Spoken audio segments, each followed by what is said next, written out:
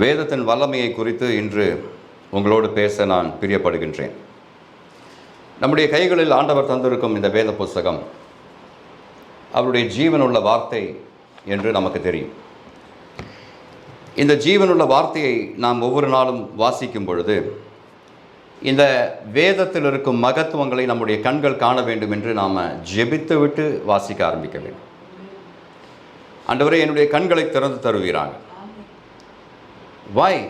Why should God open my eyes? Because for me to see the goodness and the greatness and the majestic splendor of God in this word. ஆண்டவருடைய வார்த்தையில் இருக்கும் மகத்துவங்களை நான் கண்டுபிடிப்பதற்காக ஆண்டவரே என்னுடைய கண்களை திறந்து தருவீராக என்று ஒவ்வொரு நாளும் ஜெபித்து விட்டு நாம் வேத புஸ்தகத்தை வாசிக்கும் பொழுது அதற்குரிய விசேஷ ஆசீர்வாதம் உண்டு.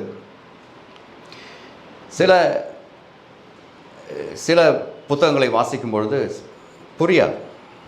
உதாரணத்திற்கு புலம்பலின் புஸ்தகம், எரேமியா தீர்க்கதரிசன புஸ்தகம், ஏசாயாவில் சில பகுதிகள், இதெல்லாம் வாசிக்கும் பொழுது ஒன்றுமே விளங்காத மாதிரி இருக்கும். பட் ஒரு நிலத்தை உழுகிறவன், ஒரு உழவன், ஒரு விவசாயி எத்தனை கடினமான நிலமாக இருந்தாலும் ஏர் பூட்டி அதை உழும் பொழுது கடினமான நிலம் என்று விட்டு போக மாட்டான்.